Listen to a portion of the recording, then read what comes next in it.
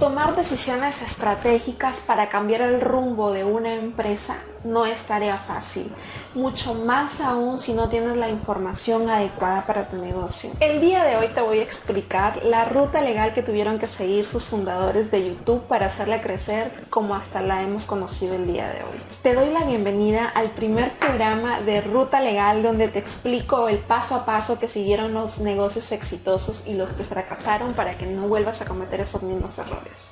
Empezamos. Para nadie es un secreto que YouTube es uno de los motores de búsqueda más potentes de contenido multimedia en Internet.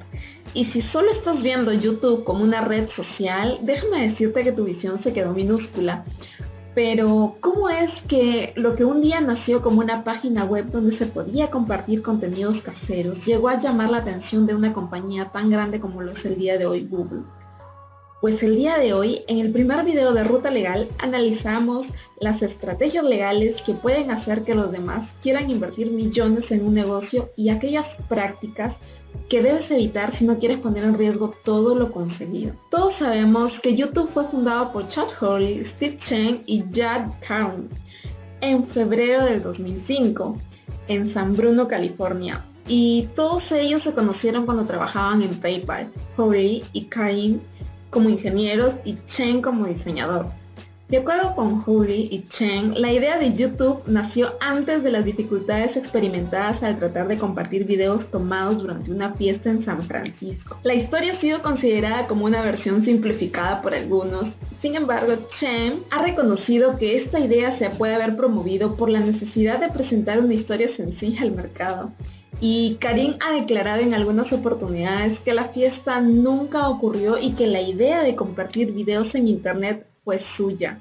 Sus compañeros han declarado que la fiesta sí ocurrió y que la idea original de Karim era crear una página de citas donde las personas pudiesen calificarse como la base mediante video.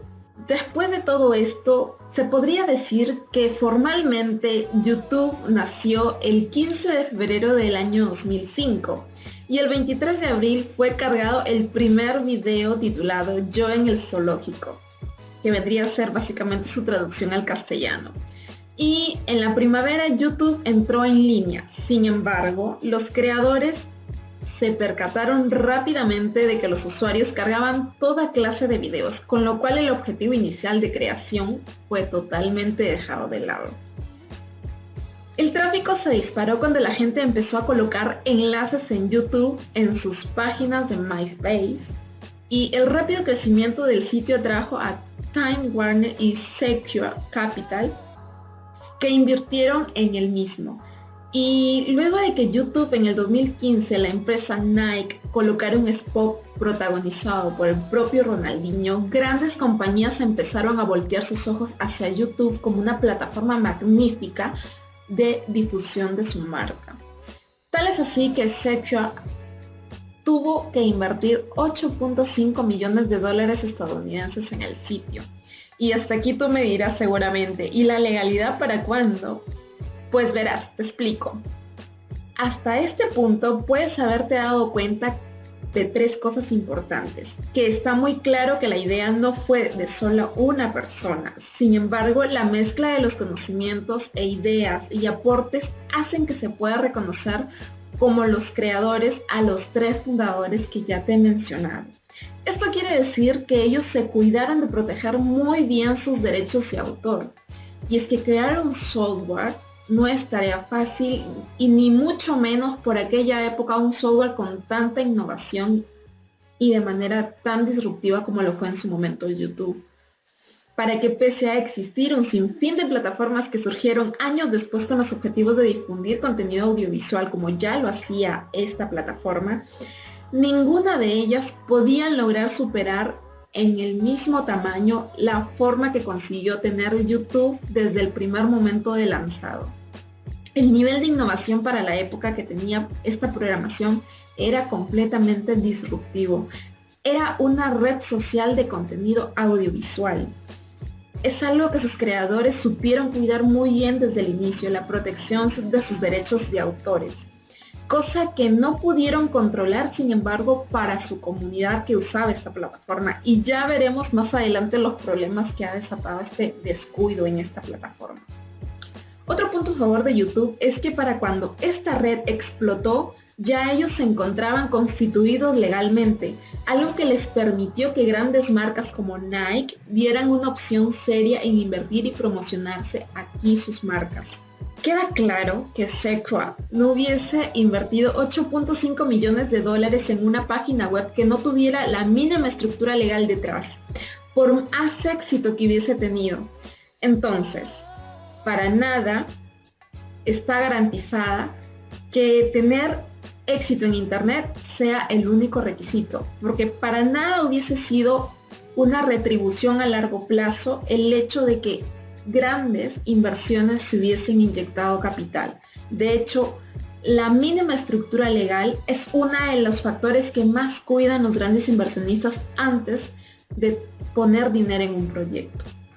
Sigamos. Por cierto, tener un objetivo social bien hecho que garantice a los creadores de una empresa la seguridad de seguir teniendo el control de su propia empresa es una estrategia que debe ser tomada con mucho cuidado al momento de intentar buscar financiamiento.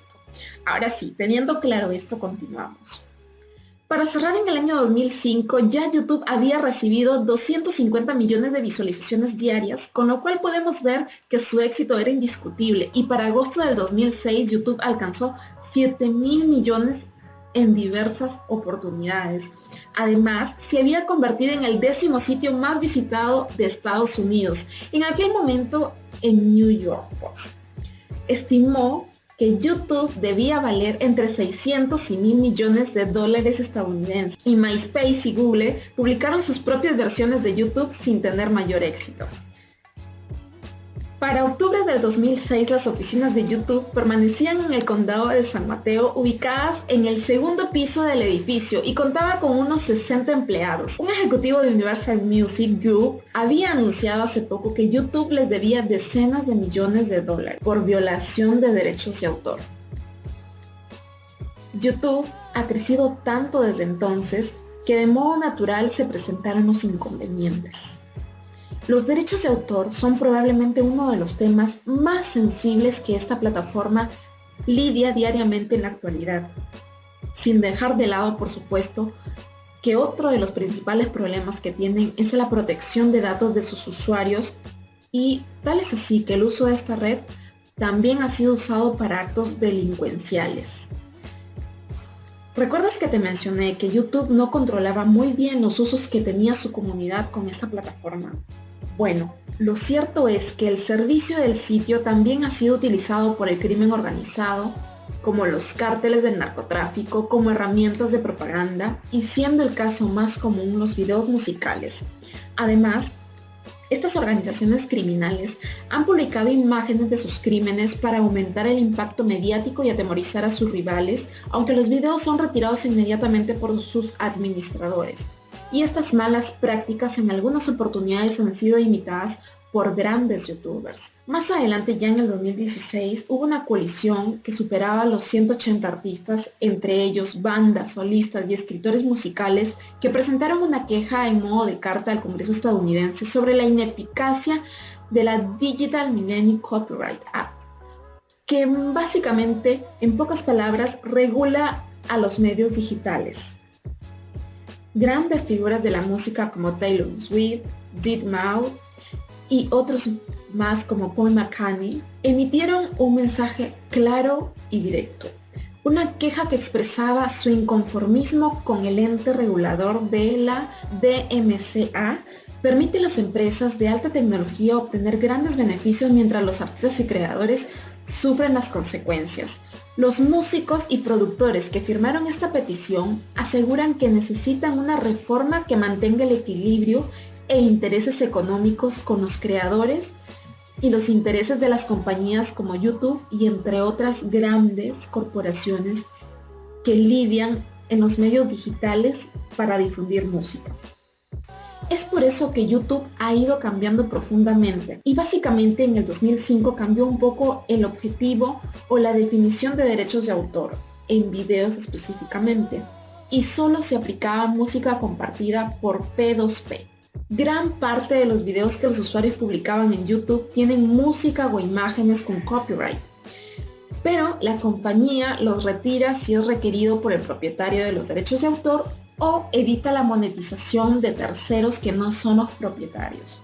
Al retirarse los videos, la cuenta del usuario que los publicó queda suspendida o decae, lo que comúnmente los creadores de contenido en YouTube llaman el strike. Y así ha ido transcurriendo el caminar de YouTube. Ya en el 2017, YouTube ha venido cambiando sus políticas y creando diversas penalidades para las personas que no respetan los derechos de autor de otros creadores de contenido. Las advertencias por incumplimiento se hacen cuando el propietario de los derechos de autor envía una solicitud completa y válida a este enorme buscador audiovisual. Ahora, también ha tenido problemas como disputas con Viacom. El caso Viacom Internacional contra YouTube es otro de las reclamaciones de copyright que YouTube ha tenido que enfrentar a lo largo de su trayectoria. Uno de los casos más conocidos ocurrió en febrero del 2007 ante la exigencia por parte de Viacom, la casa matriz de la cadena MTV, los canales infantiles Nickelodeon, Nick Jr. 2 y etc., para retirar de sus sitios 100.000 videos al no poder llegar a un acuerdo económico con la compañía para que los usuarios pudieran utilizar el contenido de Viacom. La disputa entre las dos compañías se agravó aproximadamente el 13 de marzo, cuando Viacom anunció públicamente que había demandado a YouTube y a su propietaria Google por presunta violación de derechos de autor y con montos que superan los $1.000 millones en daños. Como respuesta, ya te imaginarás, algunos usuarios de YouTube subieron videos al sitio exhortando a los otros usuarios a boicotear a Viacom. Google respondió argumentando que sí respetan los derechos de autor y que Google no permitirá que la demanda legal se transforme en una distracción del continuo y sólido crecimiento que ha venido enfrentando YouTube. Ahora, a todo esto, te podrás dar cuenta que YouTube pasó de transformarse de una simple página web donde la gente subía contenido audiovisual a una plataforma publicitaria que ya venía en disputas legales con diferentes marcas y donde se habla de millonarias sanciones. Y ahora, déjame decirte, como te habrás podido dar cuenta, la importancia que tiene para Internet respetar los derechos de autor para el continuo crecimiento de los negocios. Por estas razones, el Parlamento Europeo ha realizado unas modificaciones que afectan directamente a todos los creadores de contenido de esta plataforma. Por estas razones, recientemente el Parlamento Europeo ha realizado unas modificaciones que afectan directamente a todos los creadores de contenido de esta plataforma. Así que si este video llega a 25 likes antes del jueves, subiré video explicando estos cambios y cómo afectan a tu negocio, aunque no seas youtuber.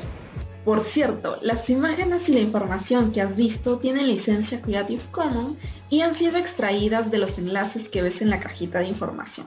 Y bien, como habrás visto, no fue nada fácil para esta empresa llegar hasta el día de hoy. Así que si quieres saber más, te invito a que descargues el link que aparece aquí en pantalla y te veo en la masterclass gratuita.